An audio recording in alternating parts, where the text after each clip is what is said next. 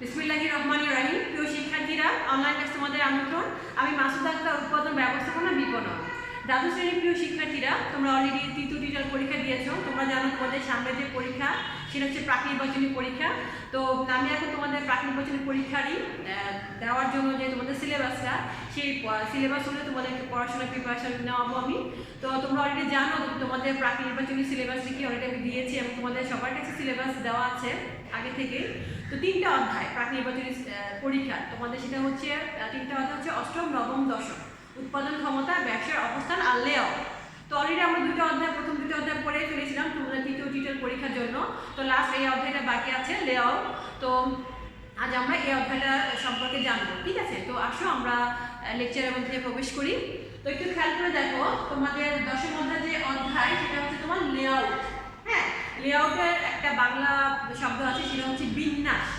তোমাদের কাছে লেআউট এই শব্দটা একটু নতুন মনে হতে পারে, কিন্তু বিন্যাস এই শব্দটার সাথে তোমরা সবাই খুব পরিচিত। হ্যাঁ, বিন্যাস মানে কি? ভাগ করা, ডিভাইডেশন, এরকম বিষয়টা। হ্যাঁ, তো আমরা কি ভাগ করব বা কি ডিভাইডেশন করবো সেটা সম্পর্কে আমরা জানবো। বেসিক্যালি লেআউট বা বিন্যাস একটি প্রতিষ্ঠানের জন্য খুবই গুরুত্বপূর্ণ একটি পার্ট। হ্যাঁ, কারণ একজন ব্যবস্থাপক বা একজন উৎপাদনকারী তার প্রতিষ্ঠানে যে বিভিন্ন বিভাগ আছে বা তার যে কাজগুলো বা তার যে যন্ত্রপাতি বলতে পারো, কাঁচামালগুলো, এগুলো যদি সে সঠিকভাবে বিন্যাস করে, তাহলে কিন্তু সেই বিভাগগুলো থেকে সে ভালো কিছু ফলাফল পাবে এবং তার প্রতিষ্ঠানের জন্য ভালো হবে এবং সে খুব অল্প সময়ে এবং অল্প খরচেই সে অধিক পরিমাণে মুনাফা অর্জন করতে পারবে। তো সেটা কিভাবে আসে আমরা একটু জানি। তো লেআউটটা কি বা বিন্যাসটা কি সেটা একটু আমরা জানি, সংজ্ঞাটা জানি। বেসিক্যালি বিন্যাস বা লেআউট হচ্ছে একটি প্রতিষ্ঠানে যে বিভিন্ন বিভাগ থাকে, যে কর্মকেন্দ্রগুলো থাকে, যে কাজগুলো থাকে, সেটাকে সুন্দর, সঠিক ও সুশৃঙ্খলভাবে ভাগ করা বা সাজানো, তাকে বলা হয় বিন্যাস। যদি উদাহরণভাবে তোমাদের বলি, তোমাদের কলেজ থেকে উদাহরণ দেই। ধরো তোমরা কলেজে ঢুকে প্রথমে দেখো প্রিন্সিপাল স্যারের রুম, তারপরে ধরো অফিস রুম আছে, দোতলায় তোমার মাধ্যমিক শাখার রুম আছে, নিচতলা প্রাইমারি, দোতলা মাধ্যমিক শাখার রুম, তারপর হচ্ছে কলেজের রুম, তারপর তোমাদের তিনটা বিভাগ আছে, সায়েন্স, আর্টস, কমার্স, প্রত্যেকটা কিন্তু আলাদা আলাদা। কমার্সের বিভাগ তিনতলায়, মানবিক হচ্ছে চারতলা, সায়েন্স হচ্ছে পাঁচতলায়। তো এই যে তোমাদের ভাগ করা, যার ফলে তোমরা খুব ইজিলি বুঝতে পারো এইটা কার রুম আর এই বিভাগে কাদের ক্লাস হয়, তোমরা খুব সহজে জানতে পারো। কিন্তু তো এই যে ভাগগুলো করা হয়েছে, এই ভাগগুলো করার মাধ্যমে তোমরা টিচার স্টুডেন্টরা যেভাবে খুব ইজিলি বুঝতে পারছো যে কোন বিভাগে কারা যেতে হবে, কার কোন বিভাগে ক্লাস হবে, এবং তোমরা দ্রুততার সহিত তোমরা তোমাদের ক্লাসরুমে যেতে পারো এবং তোমরা প্রত্যেকটা ডিপার্টমেন্টে রুমে প্রবেশ করতে পারো। তো সেম একটি প্রতিষ্ঠানে একটি উৎপাদনকারী যখন তার প্রতিষ্ঠানে বিভিন্ন বিভাগ থাকে, সেই বিভাগগুলোকে ভাগ করে সাজিয়ে গুছিয়ে রাখে, প্লাস তার যে কর্মকেন্দ্রগুলো থাকে, তার যে যন্ত্রপাতিগুলো থাকে, সেগুলোকে সে যখন সুন্দর করে সাজিয়ে গুছিয়ে এবং ডিপার্টমেন্ট ওয়াইজ ভাগ করে রাখে, এই ভাগ করার যে প্রক্রিয়া এবং সাজানো গোছানোর যে প্রক্রিয়া, এটাকে বলা হয় তোমার লেআউট বা বিন্যাস। ঠিক আছে, আসলে আমরা সংগ্রহ দেখি বইয়ের ভাষায়। প্রতিষ্ঠানের বিভিন্ন বিভাগ, ঠিক আছে, প্রতিষ্ঠানের বিভিন্ন বিভাগ প্রয়োজনীয় যন্ত্রপাতি ও কর্মকেন্দ্র সমূহকে সঠিক ও সুশৃঙ্খলভাবে সাজানোর যে প্রক্রিয়া, তাকে বলা হয় লেআউট। ঠিক আছে, বেসিক্যালি হচ্ছে তোমার এই যে বিভিন্ন বিভাগ, এই বিভাগগুলোকে সুন্দরভাবে সাজানোর প্রক্রিয়াটাই হচ্ছে তোমার লেআউট। তোমরা যদি এক ওয়ার্ড মানে একটা লাইনের সংজ্ঞাটা শিখতে চাও বা জানতে চাও বা বুঝতে চাও, সেটা হচ্ছে অবশ্যই একটি প্রতিষ্ঠানের যে বিভাগগুলো থাকে সেটাকে সুন্দর বা সঠিকভাবে সাজানোর যে প্রক্রিয়া, তাকে বলা হয় লেআউট। ঠিক আছে, অবশ্যই লেআউটের সংজ্ঞার ক্ষেত্রে এই ওয়ার্ডটা কখনোই মিস করবা না, যে প্রতিষ্ঠানের যে বিভাগগুলো থাকবে সেটাকে সুন্দর সঠিকভাবে সাজানো বা নকশা করা, এটাই হচ্ছে তোমার লেআউট। ঠিক আছে, নিশ্চয়ই বুঝতে পেরেছো সংজ্ঞাটা। তারপরে বোর্ডের সংজ্ঞাটা লেখা আছে, তোমরা লিখে তারপর পড়বা। যেহেতু তোমাদের কাছে বই আছে, বই অনেকগুলো সংজ্ঞা আছে, তোমরা আরো কয়েকটা সংজ্ঞা দেখে পড়ে নিবা। ঠিক আছে, তো এখন আসো আমরা লেআউটের বৈশিষ্ট্য পড়ি। আজকে লেকচারে আমি লেআউটের ধারণা প্লাস বৈশিষ্ট্য আর লেআউটের প্রকারভেদটা পড়বো। ঠিক আছে, তো লেআউটের বৈশিষ্ট্য বেসিক্যালি আমরা এগুলো ক্লাসে পড়াই না তো ডিটেলস ভাবে, কিন্তু তোমাদের বইয়ের মধ্যে বৈশিষ্ট্য, সুবিধা অসুবিধা, গুরুত্বপূর্ণ যে ভূমিকাগুলো এগুলো দেওয়া থাকে পয়েন্ট আকারে। কারণ আমি যদি সবগুলো ডিটেলস পড়াতে যাই তাহলে হয় কি সিলেবাসটা কমপ্লিট করা যায় না। তো এই জন্য আমি বৈশিষ্ট্যগুলো জাস্ট এক লাইনে বর্ণনা করে দিব, আর মেন বই আছে তোমরা ওখান থেকে ভালো করে পড়ে নেবা। ঠিক আছে, তারপর আবার একটু বলছি তোমাদেরকে লেআউটের বৈশিষ্ট্য। এক নম্বর যে বৈশিষ্ট্য সেটা হচ্ছে অনেকগুলো বৈশিষ্ট্য তোমাদের বই দেওয়া আছে, আমি জাস্ট 8টা নিয়ে আলোচনা করবো। স্বল্প ব্যয়।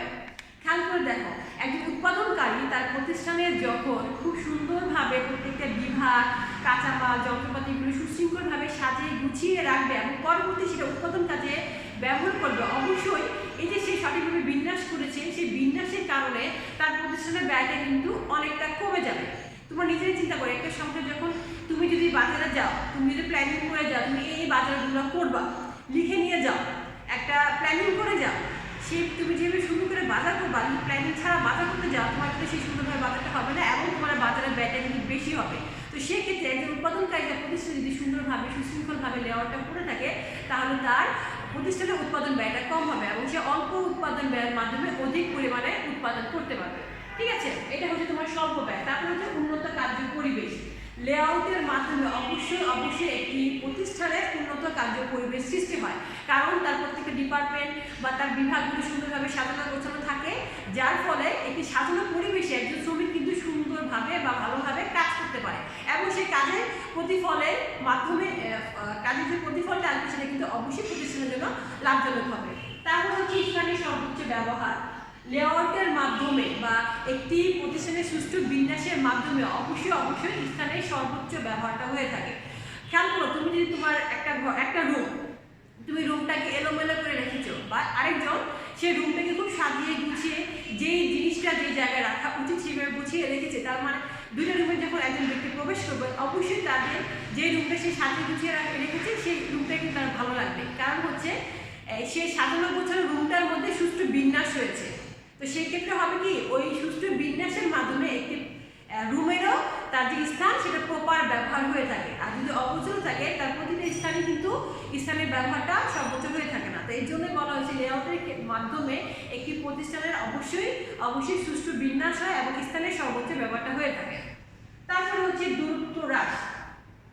একজন উৎপাদনকারী তার বিভিন্ন বিভাগকে যখন সে ভাগ করে, যেমন ধরো গার্মেন্টস কোম্পানির ক্ষেত্রে 5 তলার একটা বিল্ডিং, তার একটা গার্মেন্টস কোম্পানি, ধরো নিচতলায় হচ্ছে তোমার কাপড়, থান কাপড়, দোতলায় হচ্ছে তার কাটিং, 3 তলায় হচ্ছে তার সেলাই, 4 তলা হচ্ছে তার প্যাকেজিং, এইভাবে যদি সে তার ডিপার্টমেন্টগুলোকে ভাগ করে, তার মাধ্যমে হবে কি, এর ফলে কি হয়, তোমার যদি একই ভবনে তার ডিপার্টমেন্টগুলো থাকে এবং তার সেল ওইভাবে সাজানো থাকে, তার হবে তার উৎপাদন কার্যক্রমে যে দূরত্বটা থাকে সেই দূরত্বটা কিন্তু হ্রাস পায়, যেহেতু সে সিরিয়ালভাবে সাজিয়েছে, সেই ডিপার্টমেন্টগুলো ভাগ করেছে। তো লেআউটের মাধ্যমে হয় এই উৎপাদনের যে বিভিন্ন কার্যক্রম, সেই কার্যক্রমের যে বিভাগগুলো থাকে সেই বিভাগগুলোর সাথে খুব সহজে সমন্বয় সাধন হয়, যার ফলে দূরত্বটা হ্রাস পায় এবং উৎপাদন কার্যক্রমটা খুব সহজ এবং দ্রুততর হয়। ঠিক আছে, তারপর হচ্ছে কর্মীদের নিরাপত্তা বিধান। খেয়াল করো, কর্মীরা হচ্ছে একটি প্রতিষ্ঠানের চলন্ত বা জীবন্ত উপকরণ। তোমরা জানো, অলরেডি আমরা করেছি উৎপাদন উপকরণ 4টি: ভূমি, শ্রম, মজুর, সংগঠন। ওই যে শ্রম হচ্ছে চলন্ত এবং জীবন্ত একটি উপকরণ, যার মাধ্যমে এবং যারা উৎপাদনের কার্যক্রমটাকে সক্রিয় করে, অর্থাৎ উৎপাদন কার্যক্রমটাকে চালায়। শ্রমিক ছাড়া কিন্তু, ধরো তোমার যন্ত্রপাতি আছে, তোমার কাঁচামাল সবই আছে, বা শ্রমিক নাই, তাহলে কিন্তু তোমার উৎপাদনের কার্যক্রমটা স্বাধীনভাবে চলবে না। শ্রমিকের মাধ্যমে কিন্তু উৎপাদন কার্যক্রমটা পরিচালিত হয়ে থাকে। তো সেই ক্ষেত্রে শ্রমিকের নিরাপত্তাটা কিন্তু খুবই গুরুত্বপূর্ণ।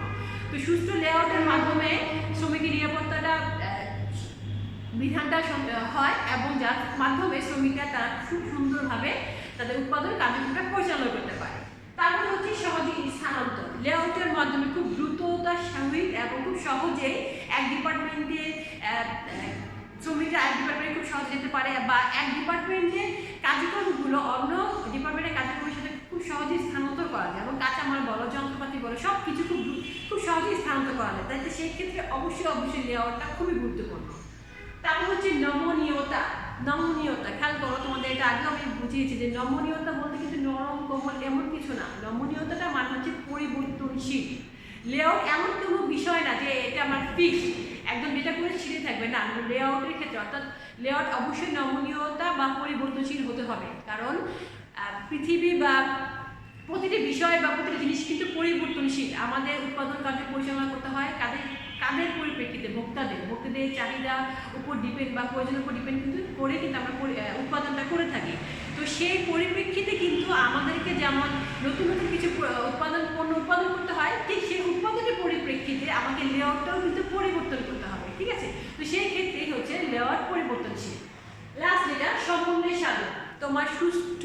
লেআউট বা সুষ্ঠু বিন্যাসের মাধ্যমে প্রতিটি বিভাগের সাথে সুন্দর এবং সুষ্ঠু সমন্বয় সাধন হয়, যার ফলে তোমার উৎপাদনকারী যদি কোনো সমস্যা হয় বা ভুল হয় বা কোনো ত্রুটি হয় সেটা সংশোধন করা যায় এবং সংশোধন করে সেটাকে সমন্বয় সাধন করা হয়। ঠিক আছে, তো তোমরা বুঝতে পারলা যে লেআউটের মাধ্যমে একটি উৎপাদনকারী প্রতিষ্ঠানের জন্য কতটা গুরুত্বপূর্ণ। তো আমরা লেআউটের বৈশিষ্ট্যগুলো পড়লাম, তো তোমাদের মেয়েদের আরও অনেকগুলো পয়েন্ট আছে, তোমরা সেগুলো একটু পড়ে নিবা। তো আসলে এখন আমরা লেআউটের প্রকারভেদ সম্পর্কে জানি। ঠিক আছে, তো তোমরা একটু বোর্ড থেকে তোমাদের পয়েন্টটা তুলে ফেলবা, তার আমি এখন তোমাদের বোর্ডে লেআউটের প্রকারভেদটা লিখে দিচ্ছি। ঠিক আছে,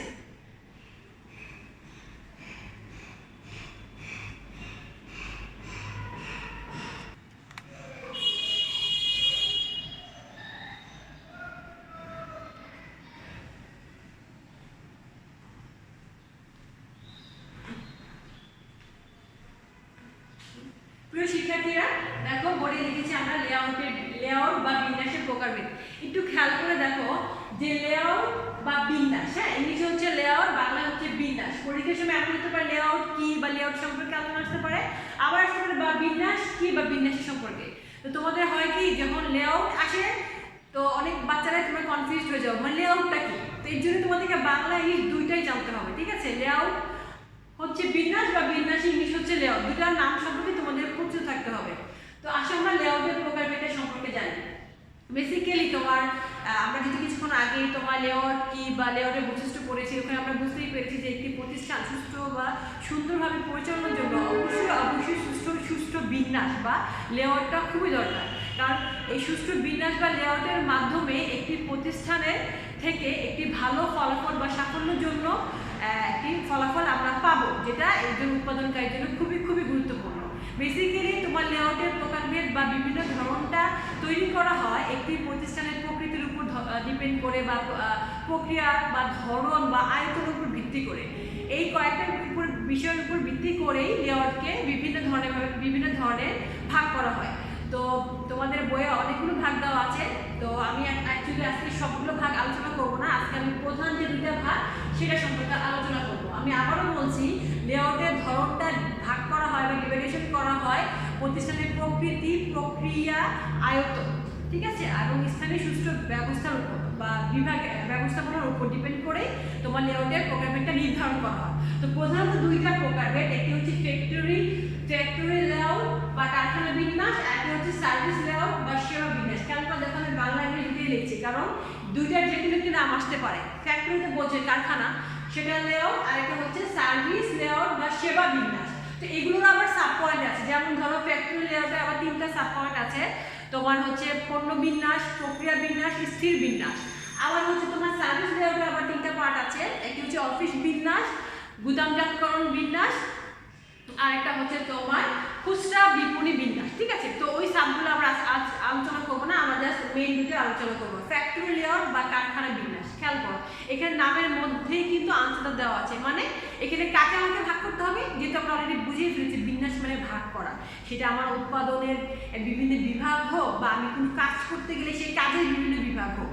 তো যেহেতু এখানে বলা হচ্ছে কারখানা বিন্যাস, তার মানে হচ্ছে আমার এখানে কারখানার বিভিন্ন যে ভাগ আছে বা কাজের যে ভাগ আছে বা উৎপাদন করতে যে ভাগ আছে সেই পার্টের যে বিভাগ বা ভাগ করবো সেটাই হচ্ছে কারখানা বিন্যাস। ঠিক আছে, তো তোমরা একটু খেয়াল করে রাখো, কারখানা বিন্যাসের সংজ্ঞাটা যদি এক কথা বলতে চাই সেটা হচ্ছে কারখানার অভ্যন্তরে। ঠিক আছে, এখানে কারখানার বাইরে কোনো আলোচনা হবে না। কারখানার অভ্যন্তরে যে বিভিন্ন বিভাগ থাকে, যে কর্মকেন্দ্রগুলো থাকে, যে কাজগুলো থাকে, যে যন্ত্রপাতিগুলো থাকে, সেটার সুষ্ঠু ভাগ বা বিন্যাস করাকে বলা হচ্ছে কারখানা বিন্যাস। ঠিক আছে, দেখো আমি একটু লিখি সংজ্ঞাটা। কারখানার অভ্যন্তরে যে যন্ত্রপাতিগুলো থাকে, যে প্রক্রিয়া বা কাজগুলো থাকে, যে সেবাসমূহগুলো থাকে, সেটাকে সুন্দরভাবে যে সাজাবো, গোছাবো বা ভাগ করবো, সেটার যে প্রক্রিয়া তাকে বলা হচ্ছে কারখানা বিন্যাস। ঠিক আছে, তো খেয়াল করো কারখানা বিন্যাস যে আমি করব, কারখানা বিন্যাস করতে হলে আমার কিছু কয়েকটা সুন্দর সুষ্ঠু পরিকল্পনা বা নিয়ম নীতি আছে, যেটা আমাকে অবশ্যই সেটা মানতে হবে। অর্থাৎ কারখানা আইনে যে নিয়ম নীতিগুলো আছে সেটা আমাকে অবশ্যই কারখানা বিন্যাসের ক্ষেত্রে সেটা মানতে হবে। এই জন্য বলা হয়েছে কারখানা আইন অনুসরণ করা হচ্ছে বাধ্যতামূলক। অবশ্যই কারখানা বিন্যাসের ক্ষেত্রে কারখানা আইনটা মানা হচ্ছে বাধ্যতামূলক, কারণ কারখানা আইনের মধ্যে একজন কর্মী বা শ্রমিকের সুযোগ সুবিধা, নিরাপত্তার কথা যেমন বলা থাকে, তেমনই একটি মালিকের তার যে প্রতিষ্ঠানের জন্য তার যে কাজে যে দায়বদ্ধতা থাকবে বা কর্মীদের জন্য তার যে করণীয় থাকবে, এবং দুজনেরই যে অধিকার, এক শ্রমিকের যে অধিকার প্লাস তোমার একজন ব্যবস্থাপকের যে অধিকার, সম্পূর্ণ বিষয়গুলো কারখানা আইনের মধ্যে অন্তর্ভুক্ত থাকে এবং সেটা অবশ্যই নিশ্চিতকরণ করতে হবে এবং সেটা মানতে হবে। তাহলেই হবে সেই প্রতিষ্ঠানের যেমন শ্রমিকের জন্য ভালো হবে এবং সেই প্রতিষ্ঠানের মালিকের জন্য ভালো হবে। তো এই জন্যই বলা হয়েছে কারখানা বিন্যাসের ক্ষেত্রে অবশ্যই কারখানা আইনটা মানা বাধ্যতামূলক। এবং সেটা কত সালে কারখানা আইন বাংলাদেশে যে প্রচলিত আছে সেটা হচ্ছে তোমার 1965 সালে যে কারখানা আইন তৈরি করা হয়েছিল, সেটা বর্তমান পর্যন্ত সেই আইনটাই মানা হচ্ছে। অর্থাৎ 1965 সালের কারখানার যে আইন, অর্থাৎ বর্তমান পর্যন্ত সেই 1965 সালের কারখানা আইন দ্বারাই বর্তমানে সকল ধরনের কারখানা বলো বা ব্যবসা প্রতিষ্ঠানগুলো বলো সেগুলো পরিচালিত হচ্ছে বা নিয়ন্ত্রিত হচ্ছে। তো এই দুটার মধ্যে একটা এমসিকিউ কোশ্চেন যে কারখানা বিন্যাসে কারখানা আইনটা কি মানা বাধ্যতামূলক? অবশ্যই বাধ্যতামূলক। এবং কত সালে আইন সেটা হচ্ছে 1965 সালে। ঠিক আছে, তো এই দুটো তোমরা এমসিকিউ জন্য করবা বা সংজ্ঞার জন্য হয়ে যাবে জ্ঞানমূলক। তারপর হচ্ছে তোমার সার্ভিস লেভেল বা সেবা বিন্যাস, যেটা সবচেয়ে সহজ এবং খুবই ছোট একটা সংজ্ঞা। সেটা হচ্ছে সেবা প্রতিষ্ঠানের কার্যক্রমটাকে সুষ্ঠুভাবে পরিচালনার জন্য, সেবা প্রতিষ্ঠানের কার্যক্রমগুলো সুষ্ঠু বা সুন্দরভাবে পরিচালনার জন্য যে সঠিকভাবে এবং সুশৃঙ্খলভাবে সাজানো হয় বা ডিভাইডেশন করা হয় বা বিন্যাস করা হয়, তাকে বলা হচ্ছে সেবা বিন্যাস। সেটা কী ধরনের সেবা বিন্যাস হতে পারে তোমরা জানো, সেটা হতে পারে শিক্ষা প্রতিষ্ঠান, সেটা হতে পারে তোমার হাসপাতাল। ঠিক আছে, তো এই বিষয়গুলো হচ্ছে তোমার সার্ভিস লেভেল বা সেবা বিন্যাস। ঠিক আছে, তো আজকে লেকচারের মাধ্যমে আমরা কী কী টপিকসগুলো জানতে পারলাম বা বুঝতে পারলাম, সেটা হচ্ছে লেআউটের সম্পর্কে ধারণা করতে পারলাম, লেআউটের বৈশিষ্ট্য সম্পর্কে জানলাম, এবং লেআউটের অনেকগুলো প্রকারভেদ আছে, সেই প্রকারভেদের মধ্যে দুইটা মেইন যে প্রকার সেটা সম্পর্কে আমরা জানলাম। ঠিক আছে, তো আজ এই পর্যন্তই। আমরা নেক্সটে লেআউটে যে আর প্রকারভেদ আছে সেটা নিয়ে আলোচনা করবো।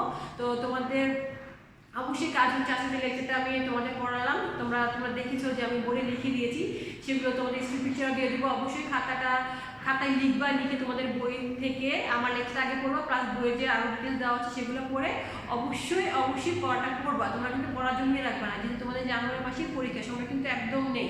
তোমাদের টেস্টের পরে তোমাদের সামনে আবার টেস্ট পরীক্ষা, তো অবশ্যই পড়া জমিয়ে রাখবা না। যার যে পড়াটা সেটা লেকচার দেখে ভালোভাবে পড়ে নিবা। তো আজ এই পর্যন্তই। সবাই ভালো থাকো, সুস্থ থাকো। আল্লাহ হাফেজ, ধন্যবাদ।